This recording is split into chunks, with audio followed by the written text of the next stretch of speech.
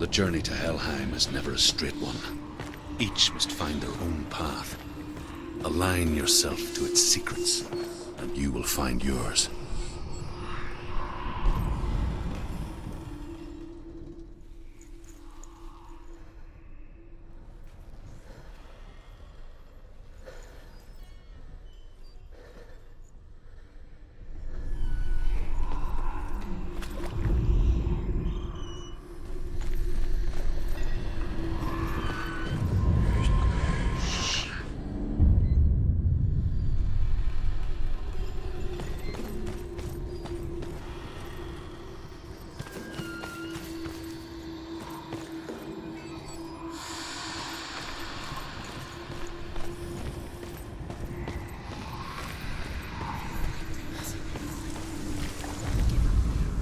However you come to the gold-covered bridge that leads to Hell, you may find it guarded by a giantess.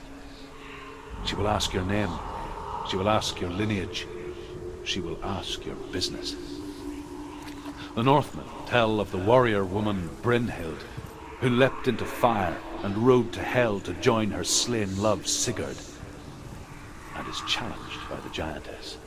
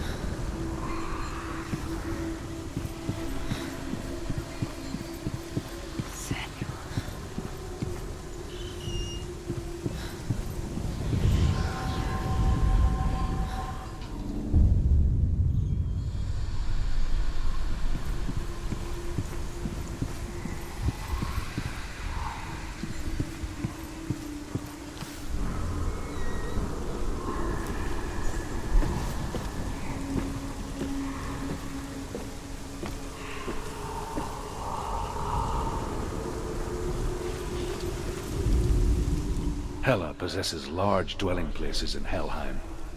Tall are her walls, high are her gates.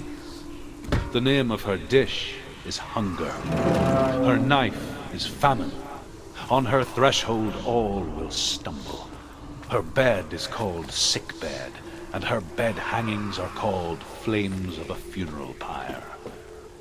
They say she is easy to recognize, half black and half the color of flesh, and her face menacing and grim.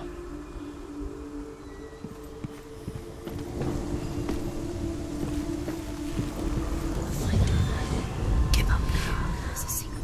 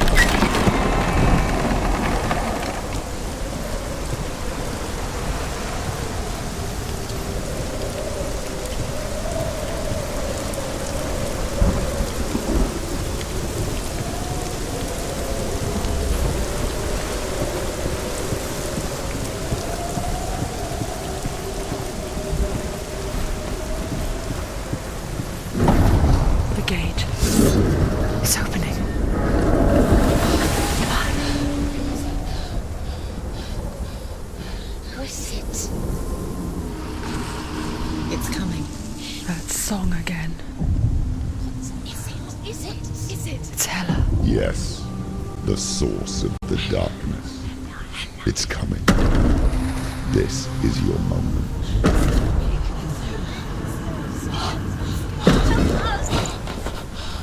I'm sorry. I can't watch this. What are you doing? You're showing weakness. You're not a warrior. You're a disgrace.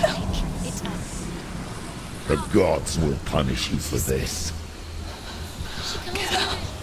Pick up the sword. Pick it up. Fight the darkness. Fight it. Get up. Get up. Get up and fight.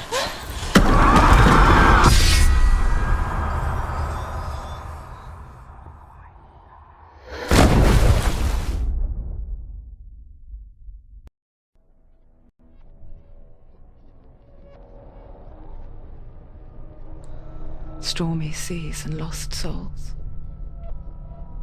She's dreamt of this before. They say dreams are visions of our memories, thoughts and fears, as seen by our inner eye.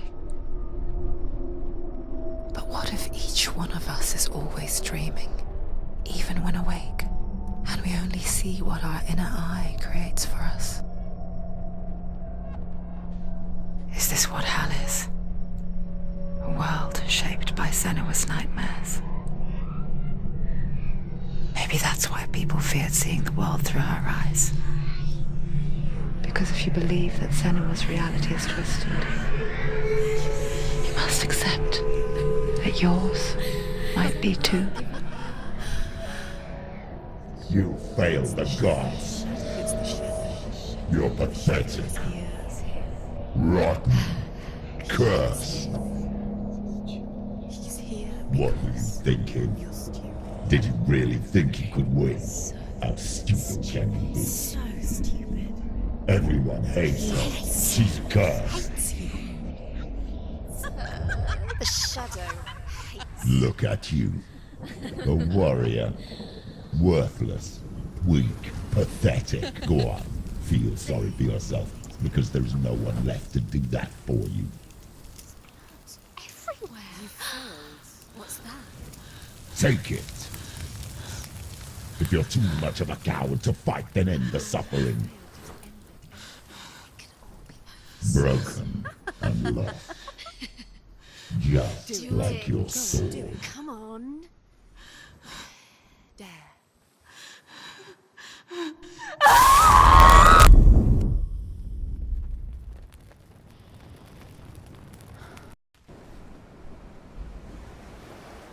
Why go on when you give everything and face that which torments you, only to find that it is worse than you could have imagined? Why go on? Is it really so weak to ask this? Or are we just so afraid of the honest answer that we do not dare pose the question? Sometimes the answer lies in a memory, a feeling, a song.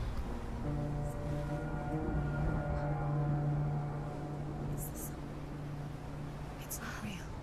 It's a trick. It's not real. It's real. Listen to it. Don't give up. Did it? It's Not like this. It's not real. It is real. It's a trick. Don't trust it. Maybe you're already dead. Who are you? Do you still believe in yourself? No, it's not. It's a trick. She knows it's him. It's a trick. He's already dead. He knows it. He can't be here. It's impossible.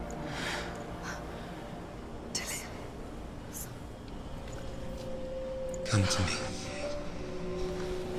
Please.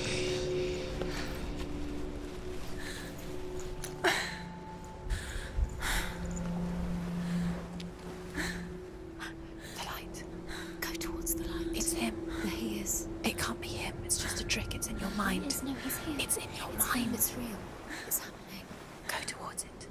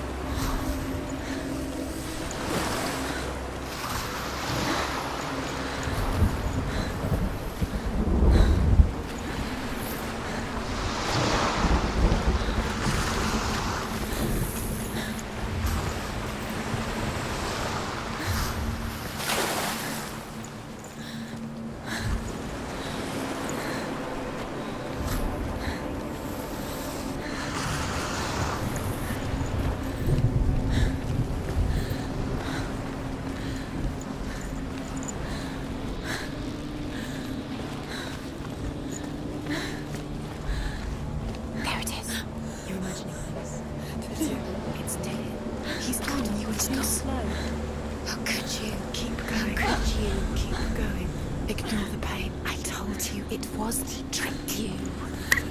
I told you. Where are you going? See, There's nothing to follow. come on.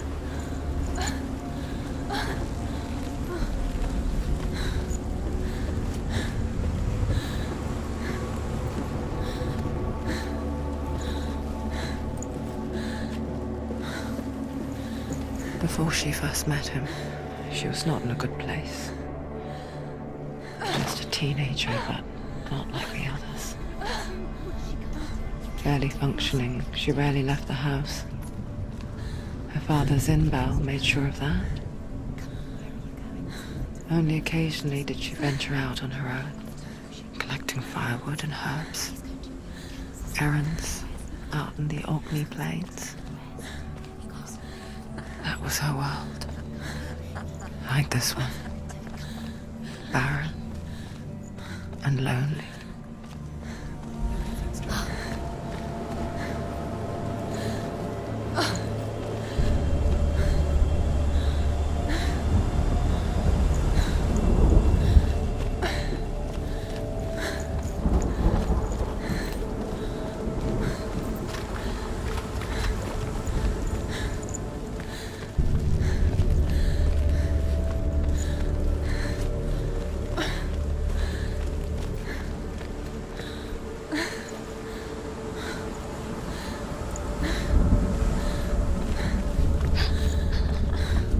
It's already disappeared. Nothing lives here, not even you. It's in your mind. You think you can see it, but it's in your mind.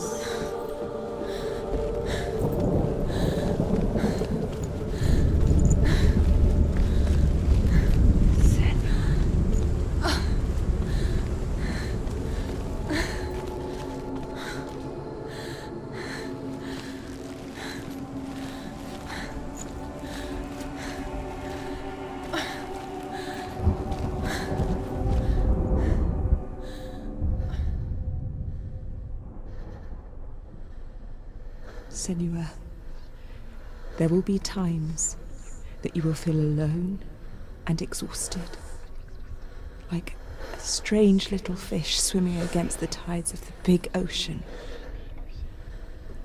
But have the faith to let go and let the tide carry you away. Because the whole ocean is your home, and it does not ask you to swim against it.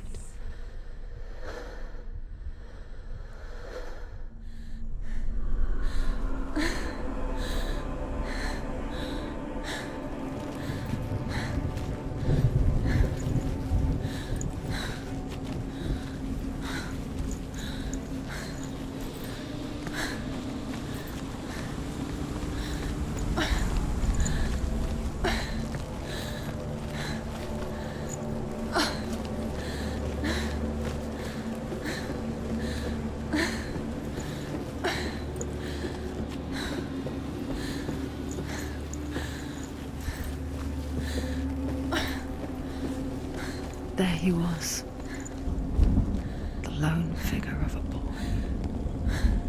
Sword play under the shade of a tree. She remembers the first time she saw him. To her young eyes, he moved as if dancing, and the world danced with him. He's there. The gloom lifted. You can see him. For the first time in years, she felt a ray of hope.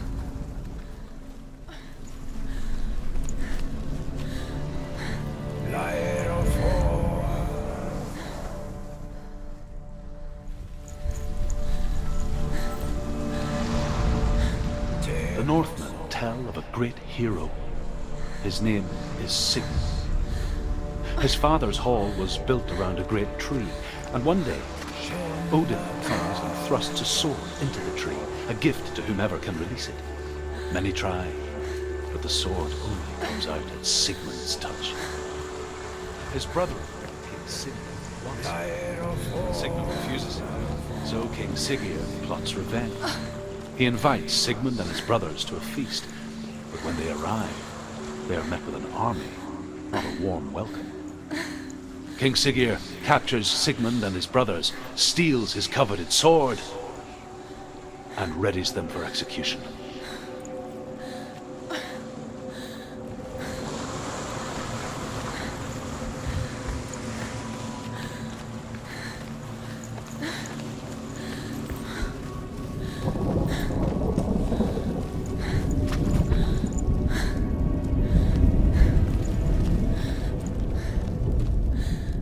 Death for Sigmund and his brothers seems certain. But the king's wife is Sigmund's sister, and she begs for mercy and implores the king to chain them up instead. He agrees. Not for mercy, though, but because he plans an even more cruel and lingering death. Chained to a tree in the forest that night, a she-wolf comes and devours one of Sigmund's brothers. She returns, ravenous, night after night, until only Sigmund is left. The next day, Sigmund's sister sends a servant with honey to smear on Sigmund's face. But to what end?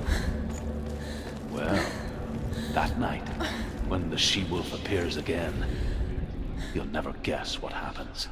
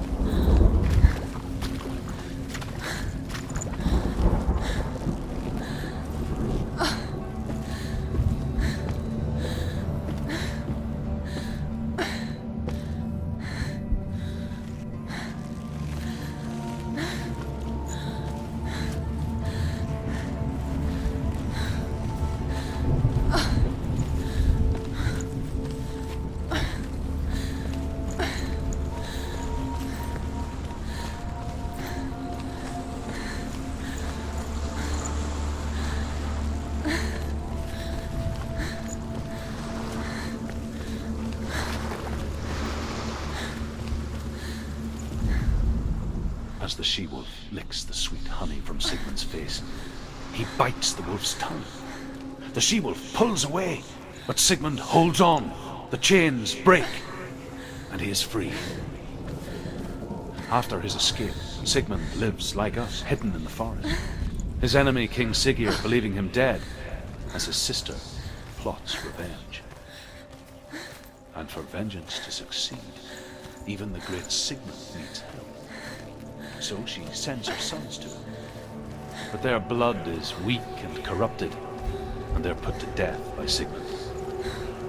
So his sister hatches a new plan, one that is cold of heart and pure of blood.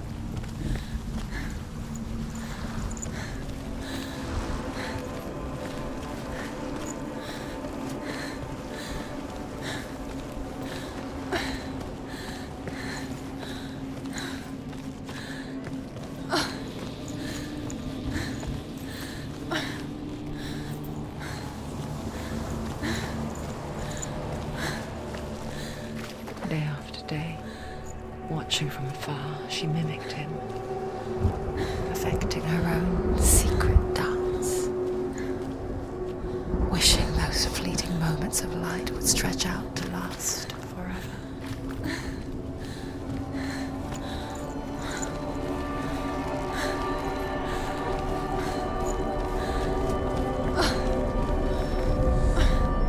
Sigmund's sister trades shapes with the sorceress, and in disguise, she lies with her own brother.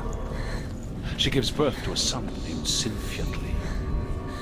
After a time, she sends him to the forest to Sigmund. He tests the boy and finds him strong and fearless, and so they build a team.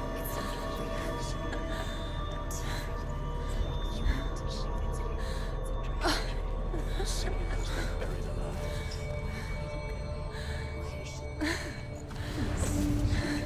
What does she find? You can't even fight. It's just a deception.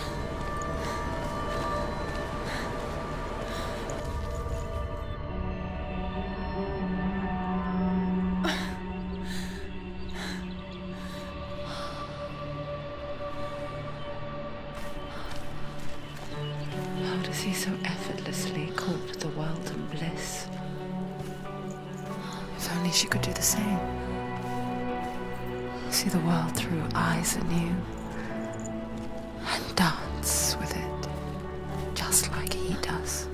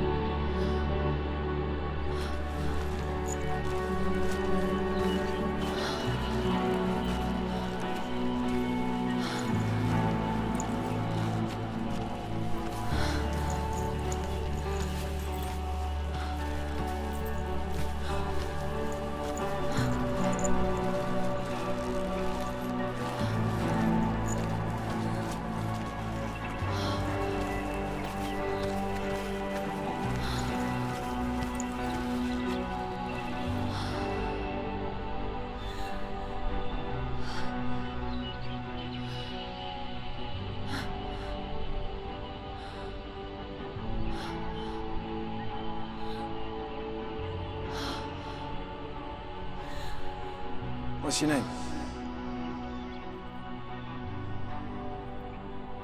Senua. I haven't seen you before. I don't leave home much. Oh, Zenua's daughter. I have to go. Wait. Who taught you to fight like that? No one. No one? Well, I watched you, and You learnt all of that from watching me? You should become a warrior, you know. me? I'm Dillian. I'm here for the warrior trials. Just come and watch. And bring your sword. You can't put it into words. That moment when you look into the eyes of the one who's supposed to reassure you, make you feel safe. It only takes an instant. Fear swallows you before you have a chance to make sense of it. And darkness becomes a part of who you are. You killed him. But her world changed the day the Northmen took him from her. Senua knows that there's no going back to how things were. That there's nothing to go back to at all. Stay still, stay quiet, hide, don't tell her. Their gods can see into your mind. They will use this power to destroy They you. won't stop me. I can still feel him. Whatever's left of him, they will never let him go. I'm not gonna let him rot here. You're the one rotting here. Leave me alone. You will die here. No. And all your suffering will have been for nothing.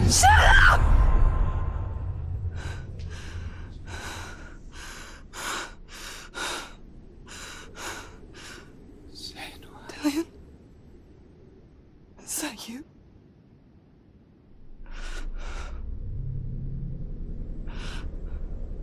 I'll find you, my love. I promise.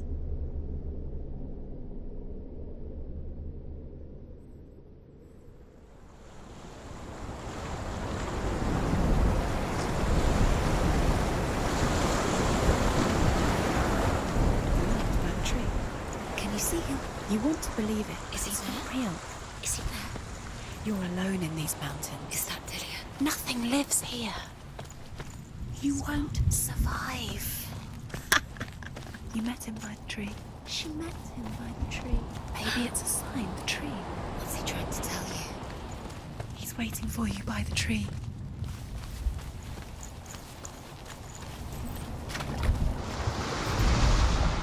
As Sigmund and Sinfjotli are being buried alive, Sigmund's sister throws an armful of straw into the grave mound.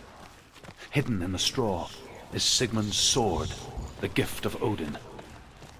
They cut their way out of the grave mound and set fire to Siggeir's hall. The king burns to death. Sigmund calls to his sister to come out so that she may live and be honored. She does come out, but only to tell him the truth. That she had slept with him, her brother, to beget a strong avenger. I am not fit to live, she says, and walks back into the fire. Strike vengeance from your heart, Senua, as there is always a heavy price to pay.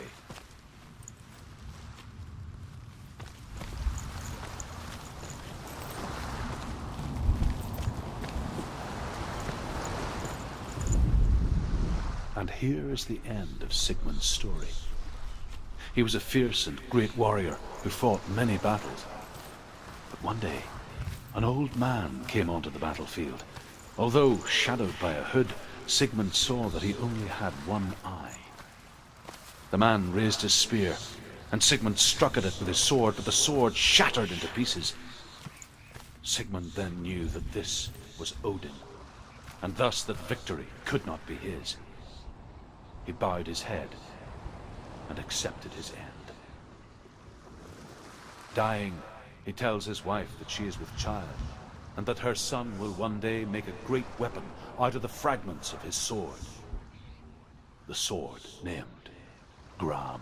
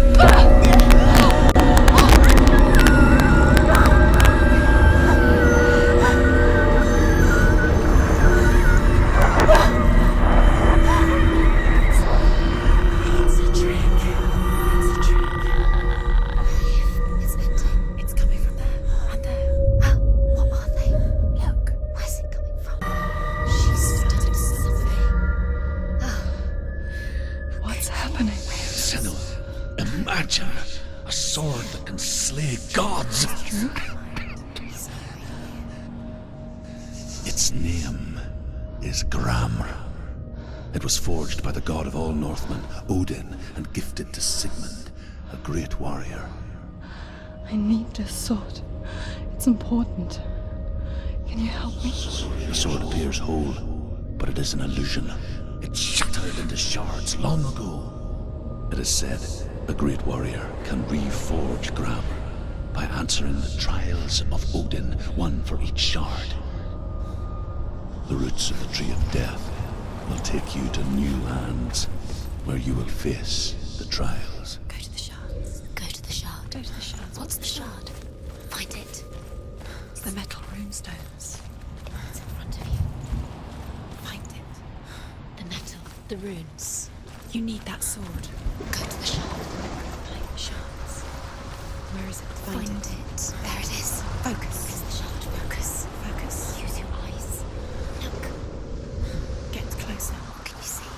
Go to it. It's not safe. Don't be rude. Move closer. Go. Come on. What can you see? It's... I can see. A king in the north forced the dwarves to make a sword that would never fail and never rust, and that would slice through iron and stone and bring victory to its bearer. But the angry dwarves cursed it. It would be the death of a man every time it was drawn, and it would be the death of the king. Let me tell you about the sword Tyrving.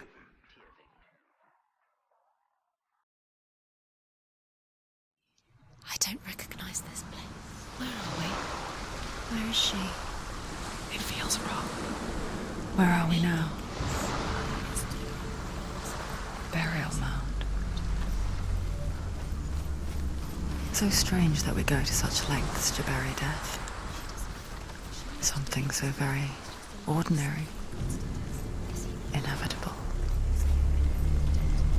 It's as if we conspire to hide death, because we have no answer for it. But when it comes and forces itself onto our friends or loved ones, then comes the reckoning.